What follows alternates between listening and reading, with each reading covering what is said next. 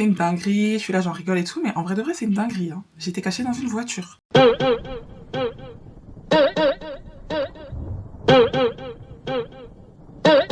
Hi guys, j'espère que vous allez tous très bien. Moi ça va, on se retrouve aujourd'hui pour une nouvelle vidéo. C'est une vidéo que j'aurais dû faire depuis un moment déjà parce qu'en fait je me suis rendu compte que je suis là, je sors des vidéos mais on se connaît pas en fait. Donc aujourd'hui c'est le jour des présentations. Mais au lieu de juste faire je m'appelle un tel, j'étais là, nanana, je vais faire en mode 20 faits sur moi. C'était à la mode à l'époque sur YouTube. Ça me permet de me présenter et en même temps de vous raconter des petites anecdotes sur moi. On va essayer de faire un peu des anecdotes un peu croustillantes, un peu différentes. Je vais me préparer en même temps, petit make-up et tout. Je vais pas faire un truc de fou non plus parce que à vrai dire je reste à la maison. Du coup on va commencer par mes sourcils. J'ai installé mon miroir sur le côté là avec mes notes. Donc si je regarde souvent sur le côté c'est normal. Premier fait sur moi, mon prénom. Donc moi je m'appelle Lou comme ma chaîne l'indique. Et du coup la particularité avec mon prénom c'est que dans ma famille paternelle, toutes les filles s'appellent Lou. C'est une particularité qu'il y a dans ma famille et c'est par rapport à mon ethnie. Ça veut dire que même des gens qui ne sont pas de ma famille mais qui sont de la même ethnie que moi s'appellent Lou. En tout cas que les filles. Les garçons c'est un autre prénom. Et du coup, bah, j'ai une grande sœur qui a le même prénom et le même nom de famille que moi. Et quand je vous dis que quand on recevait le courrier, c'était n'importe quoi. C'est vraiment une particularité à vivre parce qu'en fait, j'ai l'impression d'avoir deux identités. Parce que je m'appelle Lou, mais bien évidemment que chez moi, du coup, on m'appelle pas Lou. J'ai un deuxième prénom. Lou, c'est une particule qui veut dire la fille d'eux. Mais c'est pas un prénom en soi, vous voyez. C'est comme si ça fait partie un peu du nom de famille. C'est en premier prénom sur ma carte d'identité. Donc, à l'école, au travail, ça a toujours été mon premier prénom. À l'époque, je me souviens, je disais non, je m'appelle pas Lou, non, non, non, non. Et à force, à un moment j'en ai eu marre et donc c'est resté Lou et voilà. Donc j'ai un deuxième prénom, enfin qui est mon vrai prénom en vrai. Vous savez que dans ma famille bah on m'appelle pas du tout Lou, à part mon père. Tellement qu'il veut montrer qu'on est ses filles. Sinon non, dans ma famille on m'appelle Amy. Peut-être parfois vous verrez quand je suis avec ma famille ou même avec Anderson, il m'appelle jamais Lou, jamais. Genre lui c'est trop, il veut montrer que on est bien plus que ça.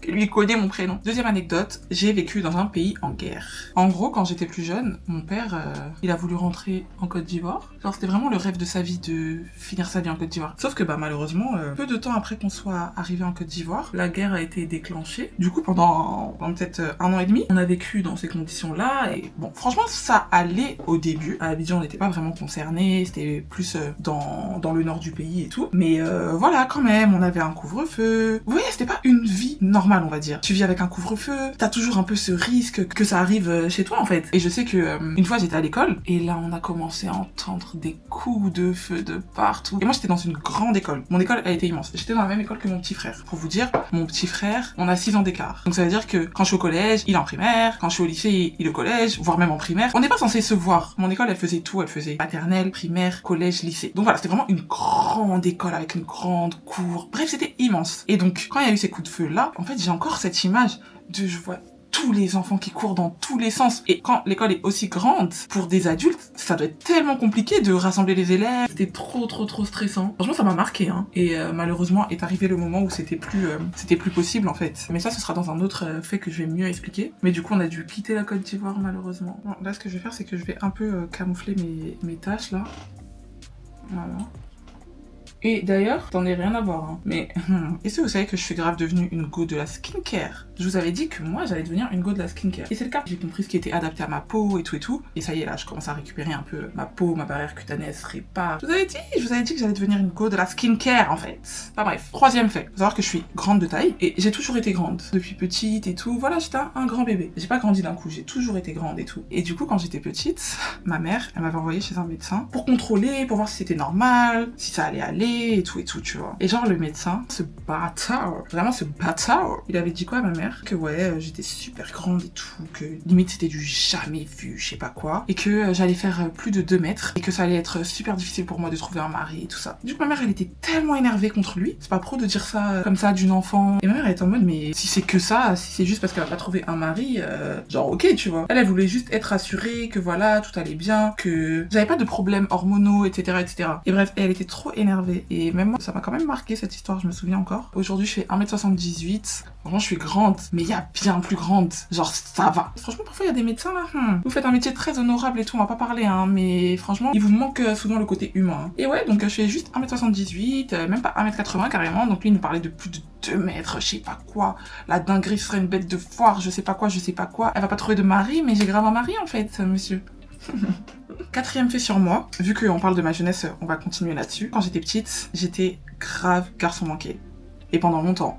Après, comme je vous ai dit, j'étais grande, un peu athlétique et tout, et ça fait que déjà mon père, j'ai mis beaucoup de d'anticernes là. Qu'est-ce qui se passe? En plus, je vais nulle part. Mais du coup, mon père, il voulait que me faire faire des sports de garçon. J'ai fait de l'athlétisme. Bon, en vrai, athlétisme, ça va. En plus, j'aimais trop, j'étais trop forte dedans et tout. J'en ai fait pendant longtemps. Karaté, basket. J'ai fait quoi encore? Je crois que c'est tout. Bref, vous voyez les sports comme ça. J'ai pas fait de gym, j'ai pas fait de danse, j'ai pas fait des trucs de petite fille en fait. Non, je fais des trucs de bonhomme.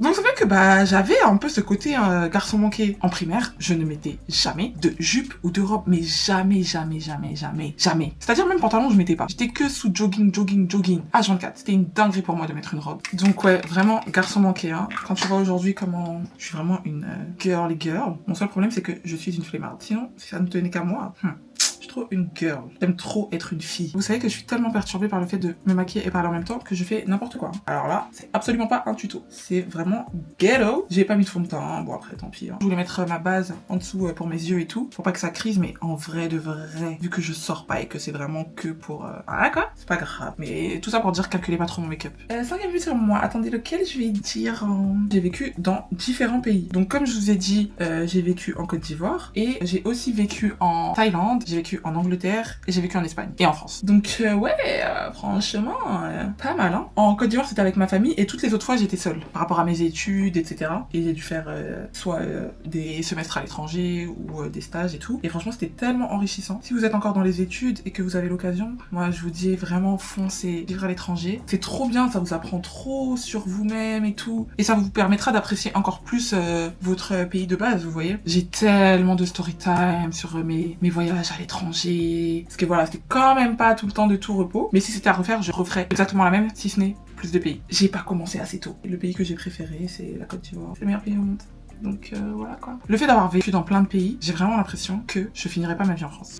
Je le sais. Pour le 6e fait sur moi, faut savoir que moi, dans ma famille, il y a grave des religions différentes. Je vous explique. J'ai 2 frères et une sœur, d'accord? Mon père, il est catholique. Ma mère, elle est, comment dire? C'est plutôt quelqu'un qui croit beaucoup dans tout ce qui est énergie. Elle est du genre, il y a quelque chose, mais voilà, c'est un tout, c'est les énergies. Elle va faire attention à la lune, elle va grave être dans l'astrologie. Enfin voilà. Tout le temps, on se moque un peu d'elle parce que vraiment, elle nous fait délirer avec ces trucs. Ensuite, mes frères et sœurs, grave différents. J'ai un frère, du coup, plus âgé que moi, qui est musulman. Ma grande sœur, qui elle est comment ça s'appelle, que je me trompe pas, je crois que c'est Kémit, je sais plus comment on dit, mais en gros vous voyez c'est les gens qui croient dans les religions ancestrales africaines. Ils ont un attachement beaucoup à l'Égypte et tout. Enfin voilà, je vous mettrai un peu des images et des explications pour que ce soit plus clair et que je déforme pas un peu les croyances des gens. Mon petit frère et moi, on a les mêmes croyances, on est tous les deux chrétiens, je dirais sans détermination vraiment, mais si on devait déterminer, je dirais chrétien, protestant, évangélique en tout cas.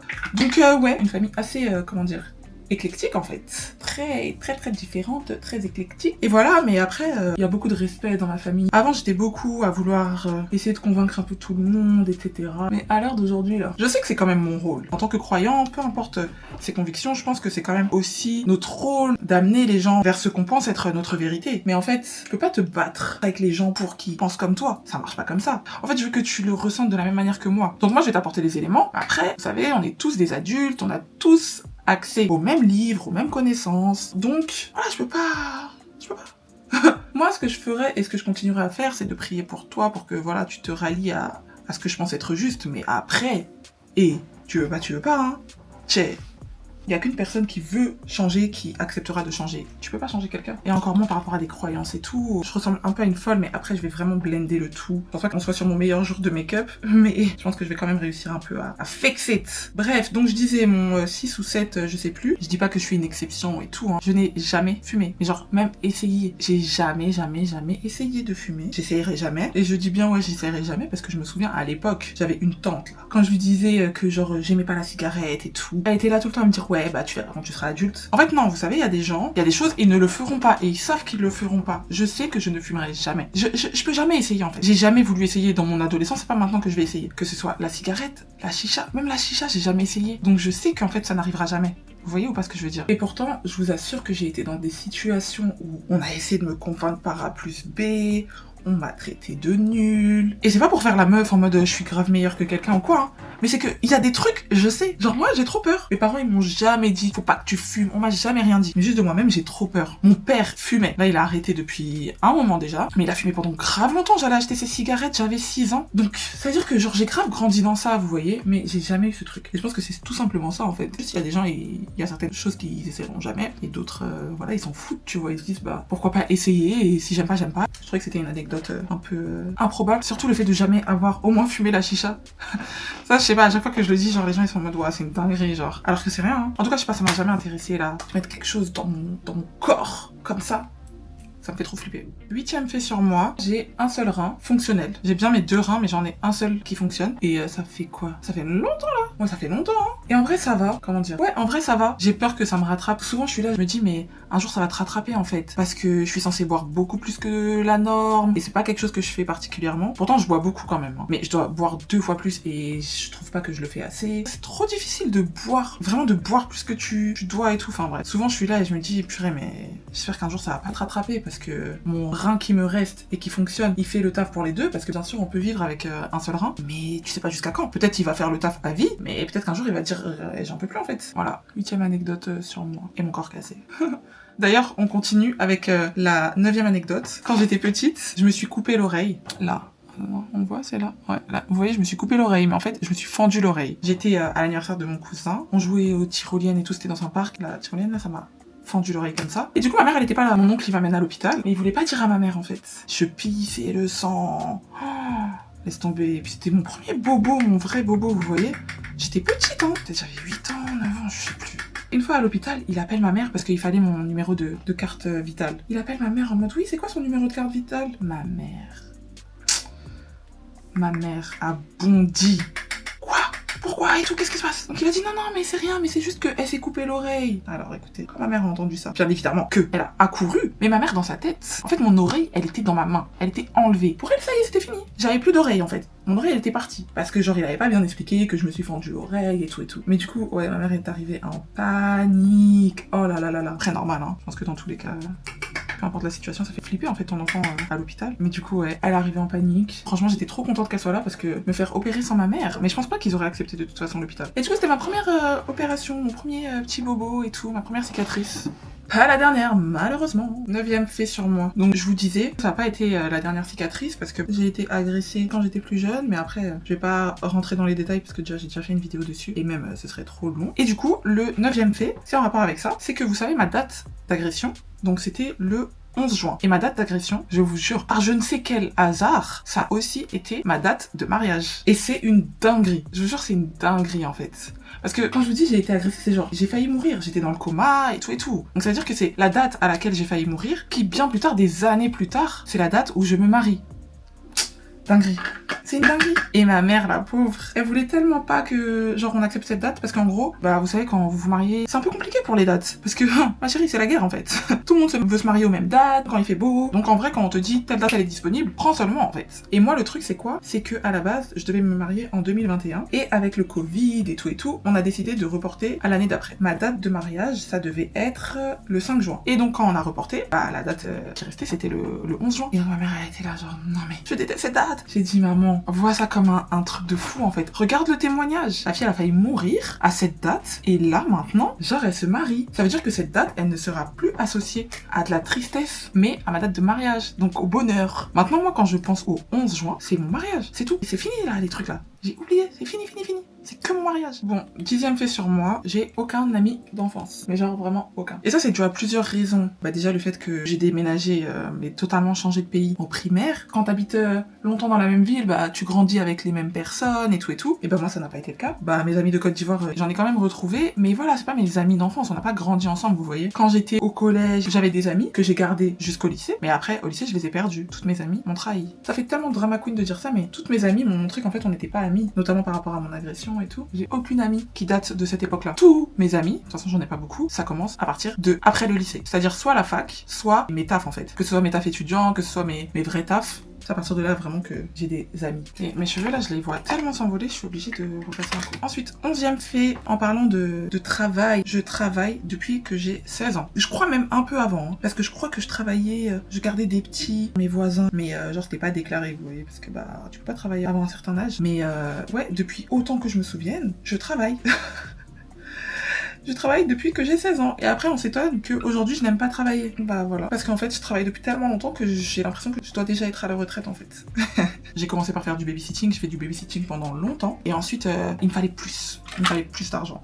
J'ai commencé à faire les jobs étudiants. En fait, toute la période où j'étais collège-lycée, je faisais du babysitting. Et une fois que j'ai passé l'étape d'après, j'ai travaillé au McDo. Ensuite, j'ai enchaîné Primark, dans la vente, hôtesse. J'ai tout fait. Tu vois, tous les tafs chiants, j'ai fait. Carrément, il y a une période de ma vie, je travaillais 7 jours sur 7. Mais genre, vraiment, j'avais pas de repos. La semaine, j'étais en stage. Et du coup, j'étais rémunérée, mais bon, c'était pas un truc de fou. Pendant que j'étais en stage, je travaillais le soir à ma gare. Vous savez, les agents City One et tout, là. Je faisais ça le soir. Jusqu'à minuit. Après, le matin, j'allais au stage. Enfin bref. Ensuite, le week-end, je sais que le dimanche, je travaillais à Mongo. Et le samedi, j'avais un autre truc. Bah, je faisais aussi truc City One, là. Mais dans la journée. Je travaillais 7 jours sur 7. J'avais pas de repos. Et même, j'avais pas le soir pour me reposer. J'étais folle. J'étais folle. Tu m'as demandé, j'avais besoin de nourrir une famille entière. Alors que pas du tout. Là, on en est, je crois, au 13. Je sais plus. J'espère que c'est ça. Hein. Comme je vous ai dit, j'ai été agressée et tout. Donc j'ai passé pas mal de temps à l'hôpital. J'ai passé tout un été à l'hôpital. Et quand je suis sortie de l'hôpital, il fallait que je repasse mon bac. Parce que ça s'était passé pendant la période d'examen du bac et tout. En gros, il y a une période de... pas vraiment de rattrapage, mais pour ceux qui n'ont pas pu, qui ont eu, bah, comme moi, genre j'étais à l'hôpital, ou je sais pas si t'as eu un décès, quelque chose de grave en tout cas, tu peux repasser ton bac en septembre. Et donc moi, ma famille, ils m'avaient convaincu d'attendre l'année prochaine pour passer tout d'un coup. Parce qu'en fait, c'était pas le bac complet, c'était l'épreuve de français. Moi, j'étais là genre,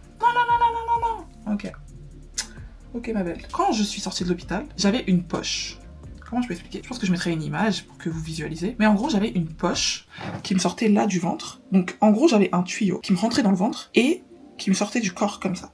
Ça me sortait du corps et c'était dans une poche. Bref, j'ai trop mal expliqué. J'espère que je trouverai une bonne image pour représenter ça. Quand je suis sortie de l'hôpital, j'avais ça parce que en gros, je devais être réopérée. Mais vu que j'avais déjà subi de lourdes opérations, il fallait attendre un peu que mon corps il se remette. Donc on avait programmé l'opération pour plus tard. J'avais le droit de sortir de l'hôpital, sauf que bah je devais garder cette poche avec moi. Et je l'avais tout le temps en fait, c'était dans mon corps. Et en gros, il y a un liquide qui sortait de cette pas de cette poche, de mon corps en fait. Il y a un liquide qui sortait de mon corps pour aller dans cette poche. C'était ma bile parce qu'en gros, je n'ai plus de vésicule biliaire. Et donc bah il fallait bien que la bile soit évacuée. Et donc moi, bah ça allait dans la poche et quand la poche elle était remplie, je la vidais aux toilettes, etc. Bref, c'était un peu you. Et donc quand je devais repasser le bac, bah j'avais ma poche. Donc j'avais trouvé des stratagèmes et tout pour cacher dans mon pantalon pour pas qu'on voit que j'avais un truc et tout. Alors que mes parents, ma famille, ils arrêtaient pas de me dire mais Amy, montre ta poche, arrive comme ça en mode aïe. Ah, j'en peux plus, c'est trop des escrocs, mais ils arrêtaient pas de me dire, mais écoute ma chérie, déjà t'as souffert, autant tirer un peu parti de ça. Ils me disaient, mais va faire un peu la mesquina en fait, va montrer ton ventre. Et moi, je ne voulais pas, c'était interdit. Genre, comment ça t'allais avoir de la peine pour moi? Genre, moi c'est impossible en fait, tu peux pas avoir de la peine pour moi, c'est mort, tu peux pas être vulnérable. Donc j'allais trouver des stratagèmes pour cacher ma poche, pour truc et tout. Quand je suis arrivée, j'ai vu que les gens, ils avaient des vieilles histoires, des vieux trucs. Genre, il y en a un, il s'était tordu le doigt, donc il avait pas passé son bac, alors que moi, j'avais passé mon été à l'hôpital. C'est mes parents qui avaient raison, en fait. J'aurais grave dû faire la miskina. Parce qu'en plus, j'ai eu des mauvaises notes et tout, j'ai raté mon bac, j'ai dû repasser. Enfin bref, toujours écoutez vos parents. Voilà, c'est tout ce que j'avais à dire. On continue avec le 14, je crois. Anyways, je sais pas. À cause de moi, mon petit frère a failli être porté disparu. Oui. C'est donc la grande sœur que je suis. Cette histoire, elle me tue parce que carrément même moi, je sais pas pourquoi j'ai fait ça. Je sais pas comment j'ai réfléchi. Mais en gros, quand on vivait en Côte d'Ivoire, je vous ai dit, on était dans une grande école et on était tous ensemble à l'école et tout. En tout cas, mon frère et moi. Et en gros, bah cette école, on avait un bus scolaire. Vous voyez un peu comme dans les séries américaines. Voilà. Nous, en fait, on était des gens des States. On avait un bus qui nous ramenait chez nous, qui venait nous chercher et tout, et ça nous déposait dans des spots, voilà. Quand je finissais l'école avec mon frère, bah on prenait le bus ensemble et tout. Et il était petit, hein. Je vous ai dit on a 6 ans d'écart, moi j'avais 12 ans je crois par là, 11-12 ans, et lui du coup il avait 5-6 ans quoi. Un soir, j'arrive au lieu de rendez-vous, il est pas là. Je commence un peu à paniquer, je me dis bah il est où? Je comprends pas en fait. Le bus est là, je cherche partout, je vois y a pas mon frère. Je dis oh mais quel bail. Qu'est-ce qui se passe? Donc moi je commence à me dire mais est-ce que un de mes oncles n'est pas venu le chercher? Et il m'a laissé. Moi pour moi c'était ça l'histoire. On est venu le chercher et on m'a pas calculé et moi je dois prendre le bus. Voilà, ça y est, j'avais fait ma conclusion. Donc au bout d'un moment j'attends, je dis ah le bus il va partir. Donc moi je monte dans le bus en mode ah désolée. Et tout le monde, les petits me demandaient mais il est où ton frère? Et pourquoi il est pas là ton frère? Oh, mais t'as perdu ton frère. Mais non. Moi j'étais là genre en panique, je disais mais non, il est à la maison et tout, il est rentré déjà. N'est-ce pas, je rentre et en gros Je vous ai dit, ça déposait à certains endroits, donc fait que mon oncle, il venait nous chercher à l'arrêt de bus et après on marchait pour aller chez nous. Je descends et il dit, mais où est ton frère? J'ai dit, mais il est pas à la maison. Il me dit, hé Amy, comment ça? Où est ton frère? J'ai dit, mais il était pas là et tout, non, non, non. Ah, mes parents, ils ont entendu ça. Et comment ils ont paniqué. T'as laissé ton frère, quoi. Et ils m'ont rabâché ça. Même aujourd'hui encore, mon frère, il me dit, ouais, tu m'as abandonné. Tu m'as abandonné à l'école et tout. Bon, après, ça va, c'était à l'école. Mais en vrai, ça se trouve, il avait pu être kidnappé et j'allais jamais savoir. Hein. Et lui, quand on l'a récupéré, il dit que bah, il était là. Le pauvre, il a grave attendu et tout. Je crois qu'il a pleuré, tout ça, il comprenait pas. Et je crois la directrice, elle avait appelé. Et il dit que lui, il a toujours été au lieu de rendez-vous, qu'il comprend pas, que quand il est arrivé, moi, j'étais déjà partie et tout. Alors que j'avais grave attendu. Enfin bref, à cause de moi, j'ai failli ne plus avoir de frère. 15e fait sur moi, j'ai la même meilleure amie que mon mari. Et oui, ça peut paraître fou pour certaines que mon mari ait une meilleure amie. Mais yes, il en a une et nous avons la même. Et c'est elle qui a fait en sorte que nous soyons en couple. C'est elle qui a fait les entremetteuses. Moi j'étais amie avec elle et elle était amie avec lui. Un jour elle a fait un snap, ça m'a marié, nanana et tout. Et il a réagi à sa story. Bah du coup on partage la même meilleure amie, même si bien évidemment que sa vraie meilleure amie c'est moi, voilà, et que mon vrai meilleur ami c'est lui. Mais ouais, on partage la même meilleure amie. Fait numéro 16. Depuis que je suis petite, j'ai des problèmes de vue. Je suis myope. Et il y a quoi, 1 an et demi, j'ai décidé de faire l'opération du laser là. Donc j'ai fait l'opération de la vue et ça m'a changé la vie. Franchement, moi j'encourage personne. Je sais qu'il y a des gens qui disent que ça sert à rien. Il y a des gens qui ont eu des mauvaises expériences et tout. Mais moi, c'était clairement la meilleure décision de ma vie. J'étais peut-être à -2 et quelques, je sais plus exactement, -2 et demi je crois. Et donc j'ai fait l'opération il y a un peu plus d'1 an. Ça va faire 2 ans en décembre. Et franchement, ça m'a tellement changé la vie, je vous jure. Avant, je mettais tout le temps des lentilles. Moi, je supportais pas les lunettes. Je les mettais que à la maison, le soir, etc. Sinon, j'étais madame lentille. Ça fait que pendant des années, je mettais des lentilles. Et c'est tellement chiant en fait. C'est trop chiant, je suis désolée. On va me dire peut-être c'est un caprice et tout, mais moi, je trouve ça trop chiant. T'es là, tu peux pas t'endormir tranquillement devant un film. Non, il faut retirer les lentilles, il faut truc. Bon, bien évidemment que à force, je dormais avec mes lentilles, je faisais n'importe quoi avec mes lentilles, et du coup, c'était encore pire pour mes yeux. J'ai passé le cap, et en fait, j'y avais jamais vraiment pensé plus que ça. Mais j'ai une amie qui l'a fait, et franchement, ça m'a convaincue. De voir quelqu'un le faire avant toi, te conseiller, te dire non, ça fait pas mal, même si toutes les expériences sont différentes. Elle, je sais qu'elle a eu mal, en plus on n'a pas eu exactement la même opération. Moi j'ai eu aucune douleur, vraiment j'ai rien senti. J'ai eu vraiment très peur, mais j'ai eu absolument pas mal. Et puis en plus c'est super rapide et tout. Et du coup c'est elle qui a fait en sorte que bah je me lance. C'était vraiment la meilleure décision de ma vie, parce que quand je vous dis que genre de voir au loin, hey, ça me change la vie. Non, ceux qui n'ont pas de problème de vue, vous pouvez pas vous rendre compte. Vous pouvez pas comprendre. 17e fait sur moi. Quand j'étais petite, j'ai eu des poux. Ma mère qui en avait marre de mes cheveux, elle m'a rasé la tête. Donc j'avais vraiment une coupe de petit garçon, mais quand je dis rasé la tête, c'était à ras. Sachant que j'avais les cheveux comme ça, genre vraiment déjà bien longs et tout. Et c'est pas la seule fois où j'ai eu les cheveux rasés. Et oui, parce que dans ma jeunesse tumultueuse, je me suis aventurée à me raser la tête. Tout ce côté-là. En mode Cassie, Rihanna et tout. J'avais fait la coupe. Et franchement, moi je trouvais que je tuais ça. C'était grave ma coupe. Personne pourra me dire le contraire. Même si Anderson tous les jours, il me taille en disant que c'était trop laid. Ah moi je suis désolée hein. J'étais dans le truc et tout. J'avais rasé sur le côté comme ça. Et là j'avais fait genre un tissage. 19e fait depuis toujours. C'est-à-dire quand j'étais bébé, quand j'étais plus jeune, maintenant. J'ai toujours eu des problèmes de sommeil.